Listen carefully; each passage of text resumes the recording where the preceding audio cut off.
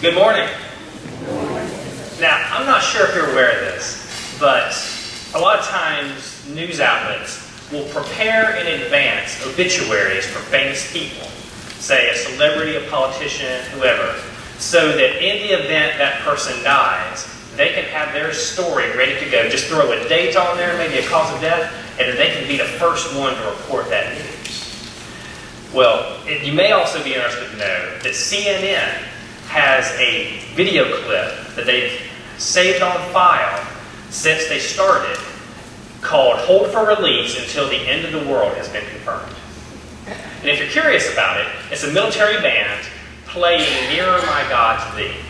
Now, if you go on YouTube, you can type in Nearer My God to Thee, CNN, HFR, or whatever, and you can pull that up.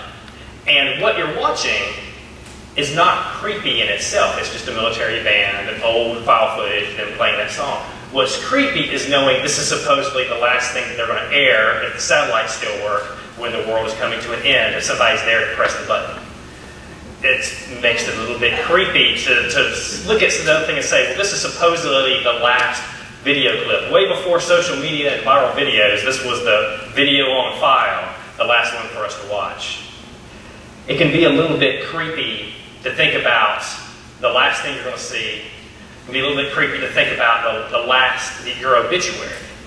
What if your obituary was to be released early? Or your death announced before it was really time? I don't know how many of you caught this on Fox News a few weeks ago. Ruth Bader Ginsburg had been sick. And that was kind of in the news. Everybody knew she'd been sick. Well, somebody in the control room somewhere at Fox News hit the wrong button. And onto the screen during the morning news shows Ruth Bader Ginsburg, the year she was born, and then up to 2019. And so the on-air personalities had to make a really quick apology. Oh no, somebody hit the wrong button. That was just in case. Somebody hit the wrong button, and she is not dead. To the best of our knowledge, she's sick, but she's not dead. And so they had to give this kind of really quick apology. Her death had been prematurely announced. Something similar happened to Alfred Nobel years ago. If you're not familiar with Alfred Nobel, he's the guy that invented dynamite. And the way he looked at it was his country's troops, he was Swedish, his country's troops are out there setting explosives to blow up the enemy. But the explosives they're using were not very safe to transport. They were really volatile when they were trying to set them. So you're trying to set a trap for the enemy, but you're blowing your own people up regularly. So there's got to be a safer way to transport and set off an explosive. So he comes up with dynamite. Well-meaning, he wants for his guys, his team to win with the fewest casualties on the battlefield. Well, his brother dies. And some news reporter gets it wrong. So he's sitting there one morning, sitting there eating his breakfast, reads through the newspaper, and he's shocked to find his own obituary is in the paper. And it says, Alfred Nobel, the inventor of dynamite, who died yesterday, devised a way for more people to be killed in a war than ever before, and he died a very rich man. Well, as you might imagine, for Alfred Nobel, this was a real eye-opener. He said, I don't want to be remembered for war, or for weapons of war. I don't want to be remembered for the wealth that I got from my inventions. I want to be remembered for something else. So he comes up with the Nobel Peace Prize, awarding scientists whose work fosters peace. And he said of this whole affair, every man ought to have the chance to correct his epitaph in midstream and write a new one. This morning, we each are presented with that same opportunity. That none of us have our obituaries ready to go right now. But if you were to think about what would your obituary say, we each have the opportunity to change that right now. You might look at your obituary and say, well, I'm pretty okay with what would be written in it, but what if you're not? What if you think about what would be written about you tomorrow? Can you say that you would be fine with what your friends and your family said about you? Or would you say, there's some stuff that needs to happen. There's some stuff that needs to change before I leave this earth. There's some stuff that I don't want to be remembered for. There's some stuff I do want to be remembered for. I got to get busy. Well, in the book of Jeremiah, God is speaking through his prophet Jeremiah. Jeremiah preaches repentance to the people for 40 years. 40 years he goes around Israel and says, you people need to repent. You need to confess to God your wicked ways. You need to apologize to God and ask him, help me not to make these same mistakes again. I want to turn to your ways. I want to turn away from my wicked ways. I want to turn to your ways, to your paths. Help me to do that. He preaches that same message for 40 years, and people just ignore it. They just kind of look at it as, well, that's just old crazy Jeremiah, and he's just doing what he does. He's just giving this message, and they just ignore it. It goes in one ear and out the other. Now, Babylon had already taken a lot of Israel captive. So a lot of the people that had lived in Israel, they get kicked out. They've lost their homes. They've lost their land. So they've been exiled. I mean, they're kicked out of their own country. Can you imagine if someone came in here and they kicked you out? Well, that was the first wave. Babylon had done the first wave. They had kicked people out. But there were still people that were there. There were still Israelites who were still in Israel who hadn't been kicked out yet. And they had this crazy way of thinking. And if we're honest, us in this nation, we would say the same thing if this had happened to us. The people who were left behind that said, we're the good guys. Those people that got kicked out of their homeland, our neighbors, they were the bad people. And God punished them. He saved us because we were so good. But he kicked the bad Israelites out. He kicked all of them out. And then because it hadn't happened to us yet, God must be approving of what we had done. God must be approving of our lifestyles. He took out the bad people. He left the good. Well, in Jeremiah 24, the prophet has a vision. This is what it says. After Jehoiakim, son of Jehoiakim, king of Judah, and the officials, the skilled workers and the artisans of Judah were carried into exile from Jerusalem to Babylon by Nebuchadnezzar, king of Babylon. The Lord showed me 2 baskets of figs placed in front of the temple of the Lord. One basket had very good figs, like those that ripened early. The other basket had very bad figs, so bad they could not be eaten. Then the Lord asked me, what do you see, Jeremiah? Figs, I answered.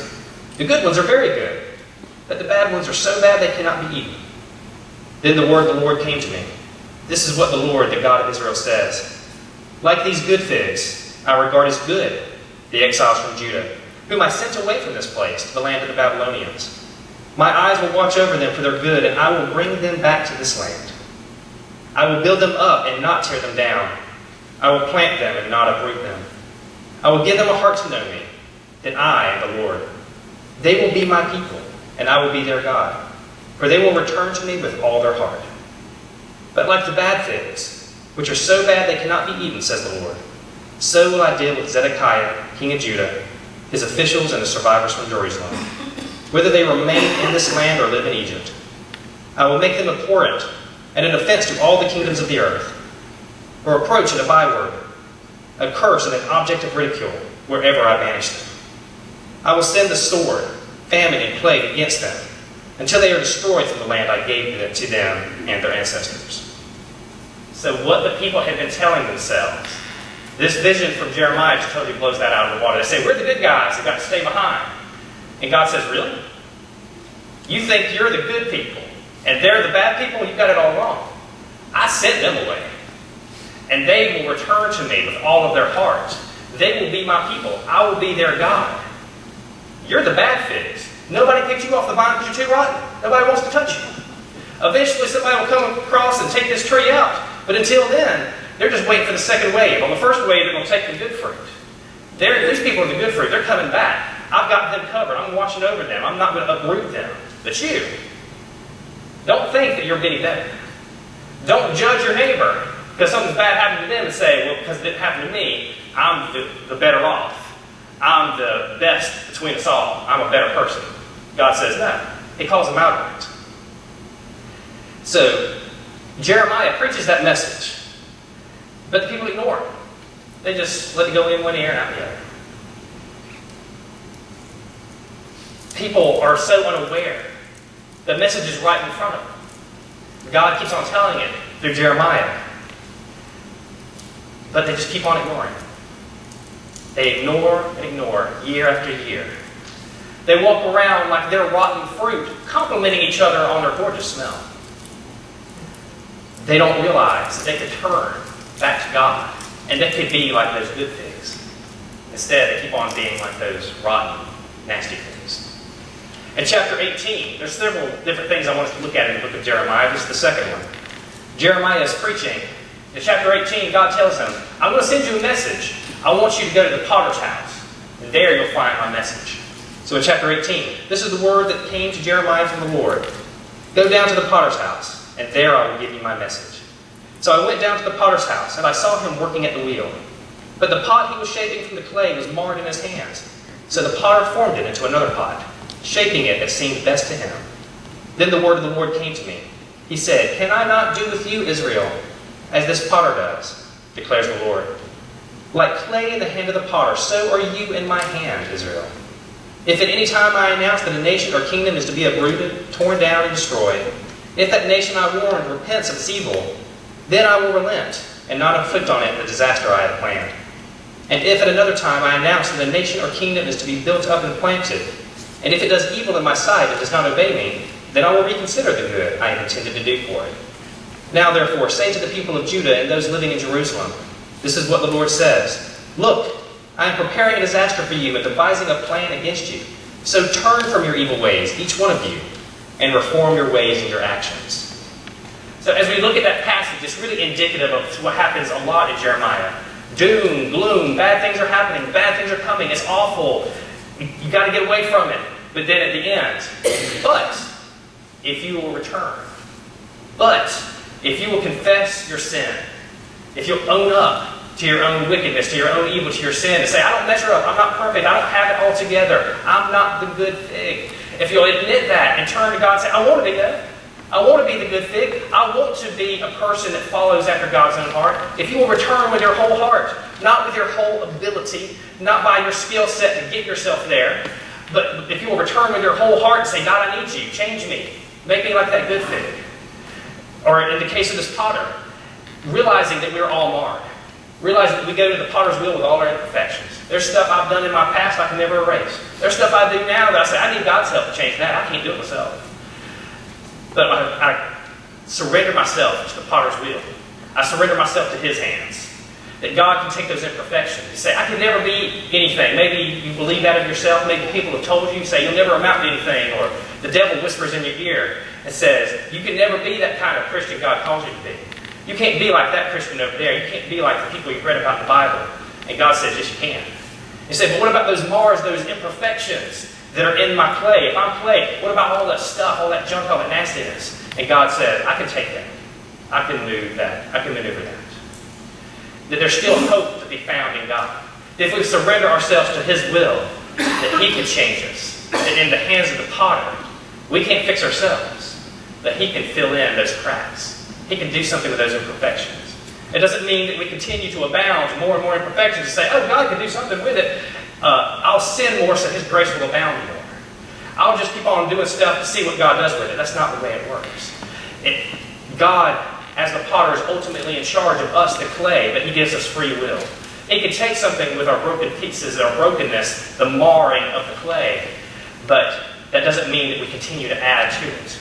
We are limiting what kind of pot, what kind of cup, what kind of thing God can make out of us. He is ultimately in charge, but you don't want to limit the work of God. You don't want to box God in. The more that we follow Him, the freer He is to make something out of us.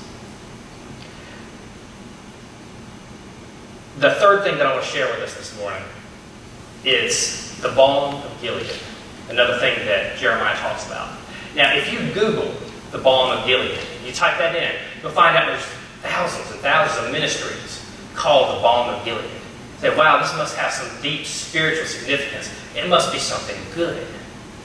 But when you go to God's Word and you read about the Balm of Gilead, you say, this doesn't sound good. This doesn't, why are you going to print that on a t-shirt? That's not a positive thing. Because the Balm of Gilead is mentioned 3 times in the Bible, and none of them are really that great. So you start to wonder, why do people talk about the Balm of Gilead in a positive way? We'll get to that. But why would you draw a connection to Jesus with the Balm of Gilead? Because all the references are in the Old Testament. So where does that come from? We'll get to that. Well, in Deuteronomy chapter 3, God is dividing up the promised land. And there's this one guy, Manasseh, who gets a part of land that involves Gilead. Gilead is part of what becomes his. And in Gilead, there's these balsam trees. And out of the balsam trees comes this ointment. And it's this wonderful kind of miracle ointment. I know in the South we have all kinds of different cures for different things. It's not just what the doctor prescribes you, but you can do all kinds of stuff with Vaseline. I've learned that you can take Vicks Vapor Rub and you can put it on your feet, and that does great. It doesn't, believe me, trust me. It'll help you breathe. I don't know why. It sounds weird, but it does it. We've got all kinds of little home remedies. Well, the balm of Gilead was kind of a home remedy for all kinds of stuff that you could put in this. It doesn't have any kind of magical powers. It was just a really good medicine. It cured what ailed you for all kinds of things. So this area becomes well known, that people know about the balm of Gilead. You can still buy it today. Now, I'm going to caution you, don't believe everything you read on the internet. You probably buy cooking oil out of a little bottle. It came down the street. Yeah, it came from Gilead. But when you go online, you can find all kinds of stuff about the balm of Gilead. It had a reputation back then that has come up into the present day of these healing properties. Well, Jeremiah looks at his people in the promised land, and he says, y'all are sick. He says, you used to have this healthy relationship with God, but now you've got this kind of sickness, this spiritual sickness. And so he says in Jeremiah 8:22, is there no balm in Gilead? Is there no physician there? Why then is there no healing for the wound of my people? It would seem that you got all this medicine. Why aren't you better? Why are you spiritually sick? You got all this stuff to make you spiritually well. Why aren't you well? Then in chapter 46, verse 11, after he has preached doom to these people and they haven't repented, they haven't taken the opportunity, he says basically, go and buy the medicine. You want to go buy, you can buy all the medicine you want to. It's not going to do you any good. That spiritual need you have, that medicine is not going to fill that spiritual need. It might be good for what ails you physically, but spiritually, you can buy all you want. It's not going to do anything. And if you stop there, and you don't read the rest of Jeremiah, and you don't read the rest of the Bible, you'd say, well, that's really depressing. Doom and gloom is coming. It's like one of those little cartoons or those old westerns where the damsel is tied to the train tracks, and the train's coming, but there's no hero to come and save her. It's sad. It's depressing. If you didn't read the rest of God's Word, you say, well, goodness, what can I do now? And there's only 3 times in the Bible that balm of Gilead has been mentioned. And these are a couple of those. These are 2 of those. The other time is when the Ishmaelite traders who are going to buy Joseph, who his brothers cast into a well, they just so happen to sell the balm of Gilead. So there's not a lot of positive surrounding this right now. But Jeremiah is right. And Jeremiah's word to his people in his day is a word to us. To say, you can't go to CVS of Gilead and buy what you're going to need to heal you in here. It's good medicine, but you're not going to buy anything that you need to heal you in your soul. That you have this disconnect between you and God. Because you see, the people would worship God, they would talk about God, but they would spend all this time worshiping these false gods too. They'd worship these false gods, then they would go over here and claim to love God just as much. A few weeks ago, when it was really, really cold, super cold, biting cold, my hands got really dry out. To the point where my knuckles were busting, they were bloody, they were gross. I said, well, for my sake, but also for other people who have to look at it, I probably should do something about that. So I need to get some lotion and put them on there. Now, when I go buy lotion, I don't really concern myself with like the scents and all that kind of stuff. I look to say, what has medicine in it? I don't care what the Latin name for the medicine is. What's going to make my hands not bleed? All right, let's put that on. I'm done. Carry on. I got my day. Well, my wife bought me this really nice lotion that was like scented. It smelled like a cologne or something. This kind of scented lotion. Now, I did not realize there was a difference between medicinal lotion and just smell-good lotion. I didn't know they made smell-good lotion for men. So I just kind of treat it like, oh, it's a medical lotion just like anything else. What's wrong? So I put this stuff on my hands where I got all these cuts. And it just soaks right up like a sponge. Like I did nothing. I put the stuff on, I'm like, man, I can't tell I did anything. And it still looks pretty bad. I can see the lotion down inside the cuts. And I need to do more. So So I put on another layer of this lotion with this scent on it. A little time goes on, I'm still not ready for bed. So I put about 3 layers of this stuff on, and this scented lotion. And then I crawl into bed. And Brooke is already in bed and she's asleep. And I sleep like the letter K. So I'm a little bit straight up, one leg out, and one arm juts out. I don't know why, it's always the way I slept. So that one arm juts out right behind her pillow. And so I get into bed, I'm tired. Brooke's already asleep, I can tell. And as I lay down, about the time I lay down, she juts up. Can't hardly breathe. What is that smell? What are you talking about? What's that smell? It's that lotion you got me. It smells good, doesn't it, honey? Like, take that off. I'm like, it smells good. Dude, I can't breathe, Travis. Come on. So I had to go and wipe the stuff off. I'm like, man, that's a waste. It smelled pretty nice too. But it was. And she explained to me, she's like, it's not. You put on like a bunch because you're hoping to heal your hands, right? Well, yeah, that's what it does. That's not what that does. It'll hydrate your skin a little bit, but you need something for like 3rd-degree burns. This is not. That's not what this is for. You just put it on. It smells kind of. You need something a little bit more severe. So I went back and put on my scent of old man. It don't smell as good. It's on medicine, I guess. But for all of its nice scent, it smelled good. It had no healing properties. It didn't do anything.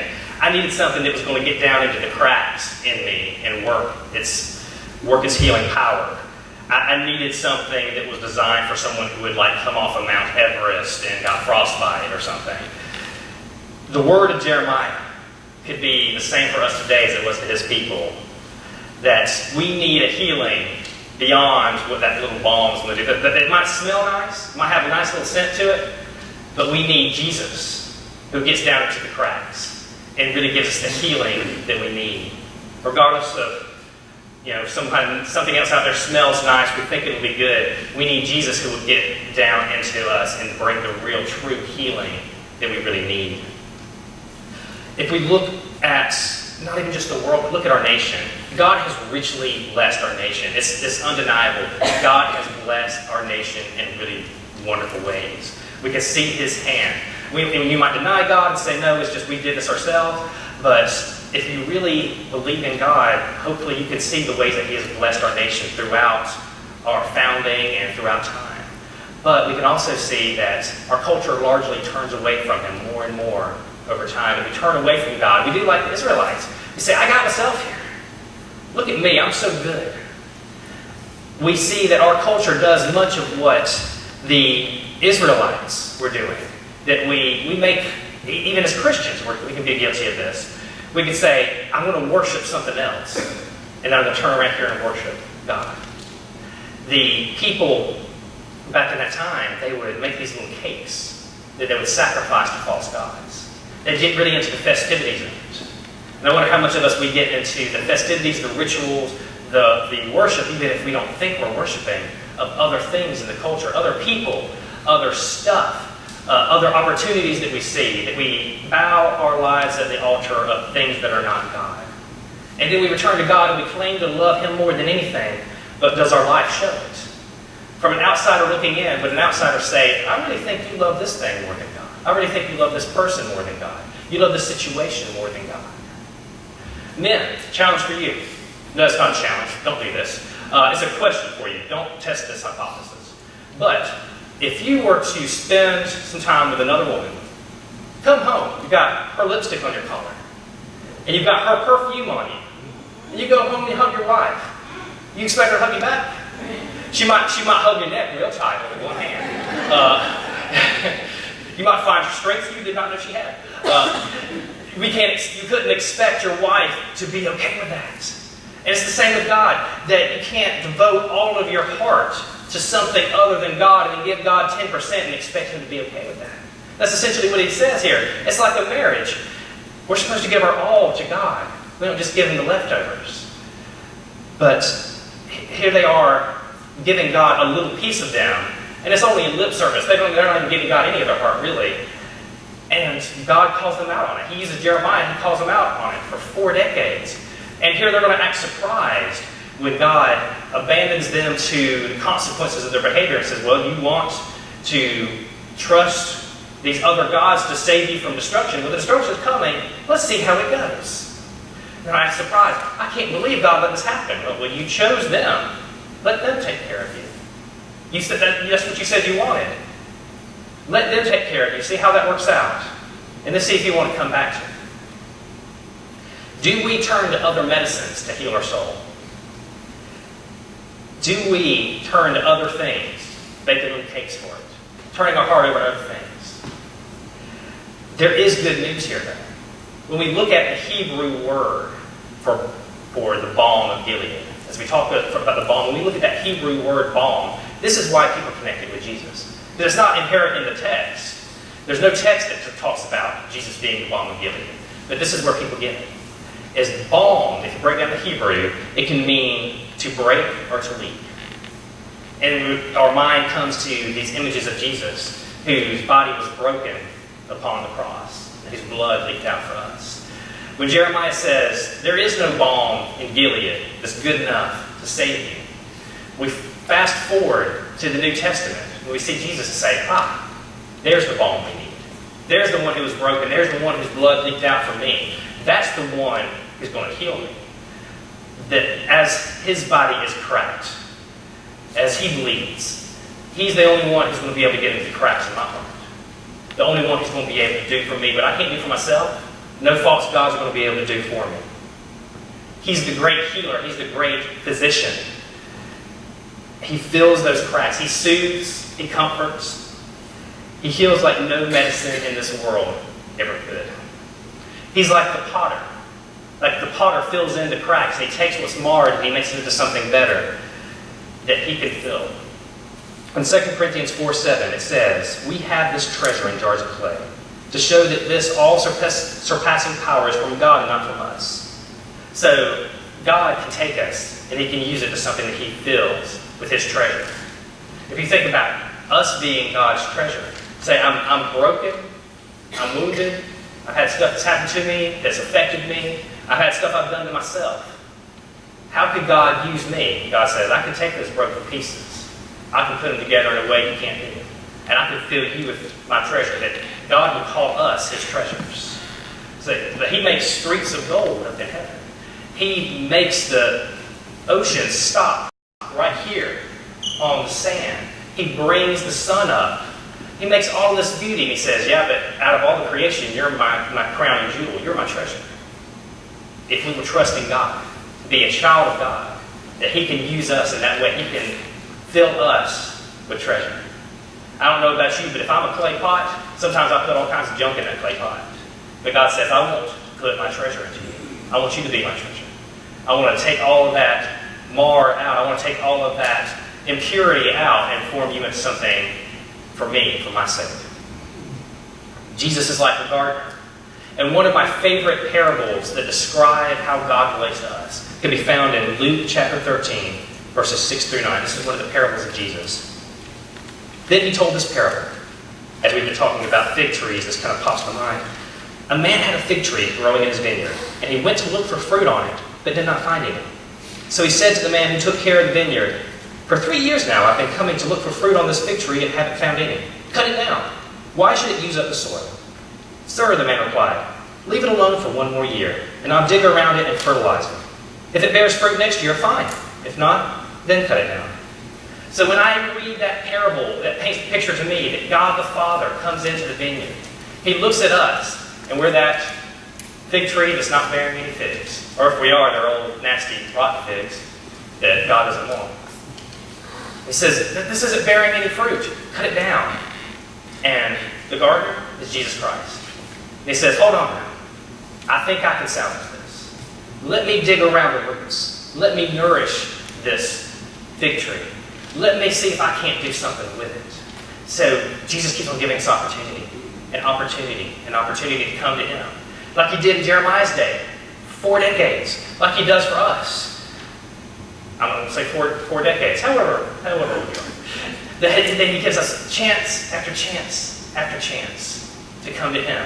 That Jesus, as the gardener who planted the Garden of Eden where we first fell, is still working with us plants, digging around the roots, saying, if they'll get down into the roots, if they'll tap into the nourishment I'll give them, The fruit will naturally happen. No plant goes, make an apple, and then an apple just pops out. It naturally happens because that's the kind of tree that God has created it to be. And if it really reaches down into the dirt, into the moisture, it's going to naturally make those figs. It's going to naturally make fruit. It's going to make those figs. And it's something that's pleasing to God. And its seeds pass on, and it is pleasing to others. I don't know how many of you have ever had someone that's another Christian that poured into your life. Maybe a Sunday school teacher, maybe a friend of the family, maybe somebody in your family who, because of their faith, when you look at their faith, you say, man, that person's really got it. That's a real Christian. And they poured into your life. Hopefully, as God passed that seed on to you and grew something in you, you want to pass that seed on to someone else so they can be a planted fig tree as well. I hope for all of us that as God is growing things in you, as you're producing fruit, that you'll take that seed and you'll share God's love with somebody else. That you'll tell them in words, but you'll show them in action as well. That those seeds can be planted and that God can make fig trees everywhere. We might think, there's stuff in my past God could never use. There's stuff in my present, I don't know how He could ever do anything with that. But God is the one who prunes the fig tree and takes away those parts that we can't and makes us into something for Him. God is the potter who fills in those cracks. God is the one who does things in us that we can never do. He is the healing balm, more so than any other kind of medicine in this world, any kind of home remedy. Yes, we should take our medicine. We should go to the doctor. I don't want you to go to the doctor this week and say, Pastor said, Jesus is all I need. You got to take your medicine. That's a whole other medicine. I was telling someone this morning, we got a whole other sermon for next time somebody says, I don't want to follow doctor's orders. But anyway, yes, the healing, the things in this world can help us medicinally, but only Jesus really heals us in our soul. Only Jesus really fills in those cracks. This morning, God has given us all the chance to see what our obituary would be, to see our epitaph and correct it midstream. I hope that today you could say, I may not be arrived, I have not reached perfection, and this side of heaven I won't. But I know that God is drawing me towards Him day by day. I know that God is producing fruit in me, and I want to share that with others. If you don't know Jesus, I'd love to talk to you today during this last song. Or maybe you know Him, but you say, I've walked away from Him, and the fruit's starting to turn. Here I am thinking I smelled really good, and it was just rotten fruit. Maybe you'd like to pray about something. Maybe you have a prayer request for you or for someone else. However it is the Lord leads you, won't you please come forward during this final song.